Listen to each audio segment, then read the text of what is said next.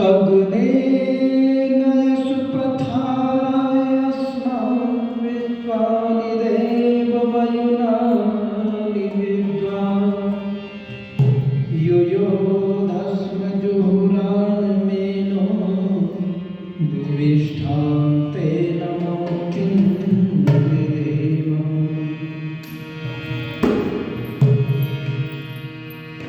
दिल के फपोले जल गए सीने के दाग से, इस घर को आग लग गई घर के चिराग से।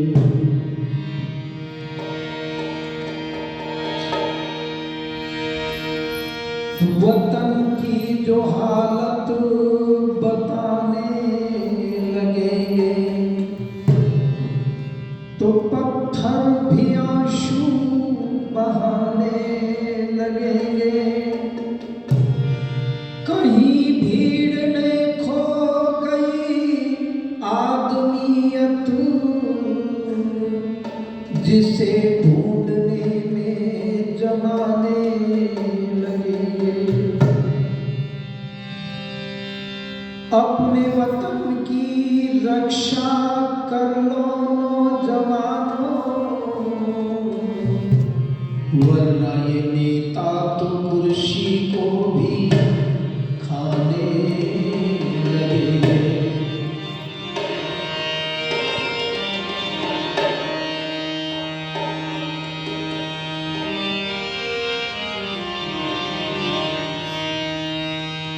भगवान जैसा कोई नहीं, भगवान जैसा कोई नहीं। वो तो जहान में सबसे बड़ा है, भगवान जैसा कोई नहीं, भगवान जैसा कोई नहीं।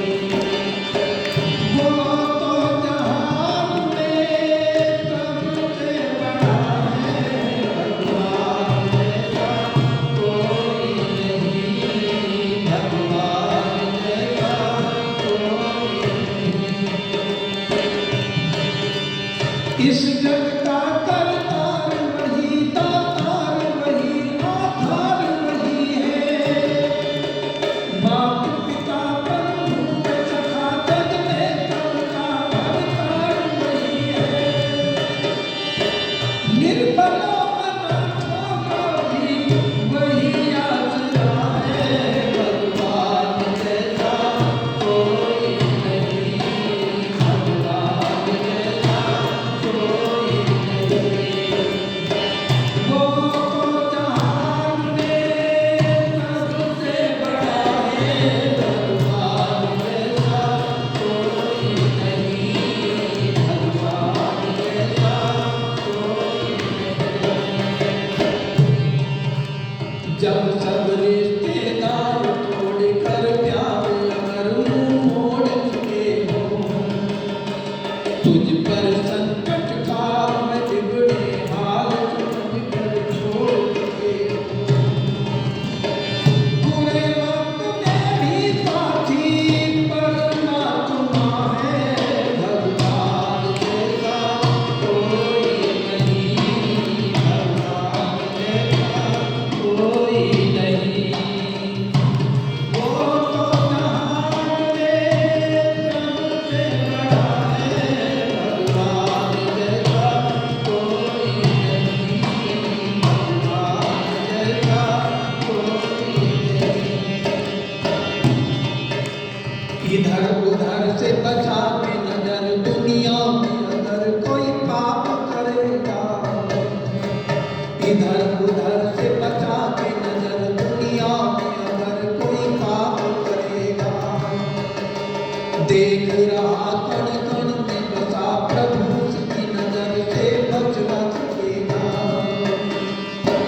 जिसे वो न जाने ऐसा दुनिया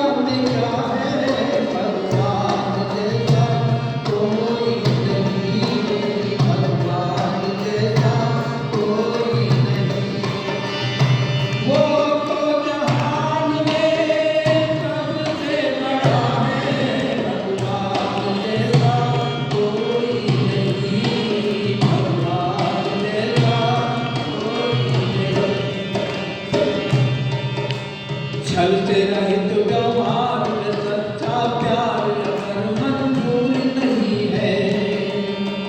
छल से रहित व्यवहार में सच्चा प्यार अगर मंजूर नहीं है। बहुत निकट भगवान अरे नादान प्रभु कुछ दूर नहीं है। पथिक जो बुलाए उसको वो भी ढूंढता है। भगवान जैसा कोई नहीं, भगवान जैसा कोई नहीं। वो तो जहान में सबसे बड़ा है। भगवान जैसा कोई नहीं, भगवान जैसा कोई नहीं, भगवान जैसा कोई नहीं, भगवान जैसा कोई नहीं।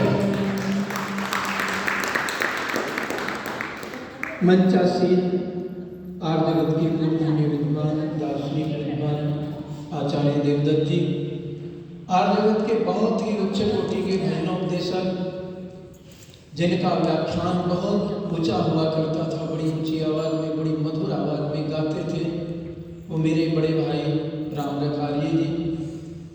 आर्य समाज के मंत्री भाई सत्येंद्र रावल जी और बहुत ही सुयोग्य पिता के सुयोग्य संतान भाई दुष्यंत बादल जी, भाई सौम्य आर्य जी, चिरंजीलाल राजपाल जी, वंदनीय पूजनीय मातृशक्ति भाई राजवीर आर्य जी, और हमारे ब्रह्मचारी नंद मेरे साथ संगति कर रहे हैं मास्टर जी, और अनुराग आर्य जी भाई बहुत सोशल मीडिया के माध्यम से हमारा प्रचार बहुत लोगों तक पहुंचाते हैं। अभी बहुत सुंदर बात आचार्य जी बता रहे थे। ब्रह्मचर्य ने तपसा राजा राष्ट्र विरक्षति। राजा राष्ट्र की रक्षा करते हुए वो भी एक यज्ञ कर रहा है। ब्रह्मचर्य आचार्य ने ब्रह्मचर्य ने तपसा विमिच्छति, अपनी इच्छा से वो जैसा चाहे राष्ट्र को बना सकता है। ये आचार्य में कैपेसिटी होती है, उसके अंदर इतनी क्षमता होती है। इसका उदाहरण हमारे सामने आचार्य चाणक्य जी, जो महानंद को चुनौती दे करके नई राष्ट्र का निर्माण किया, और एक ऐसे नौजवान को चंद्रगुप्त को जो डंगर चुगा रहा था जंगल में, ऐसे वीर योद्धा को, डंगर चुगाने वाले को ये दिखा दिया संसार को कि आचार्य क्या होता है, आचार्य राष्ट्र को कैसा बना सकता है।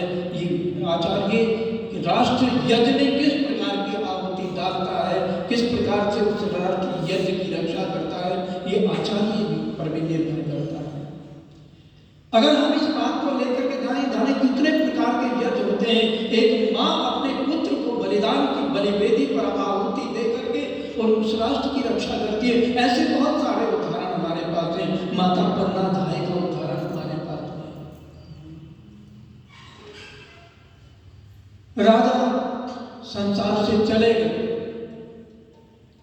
युद्ध भूमि में लड़ते लड़ते अपने प्राणों की आहुति राष्ट्र की रक्षा के लिए दे दी, परंतु कुछ कुप्रथाएं थी जो महर्षि स्वामी दयानंद जी के आने पर ही समाप्त हुई। वो सती प्रथा, रानी जो थी अपने पति के साथ में कुछ रूढ़िवाद के, कुछ अंधविश्वासी, कुछ भोग पंडितों के चक्कर में आकर के वो कराते थे इस प्रकार का लूटने का।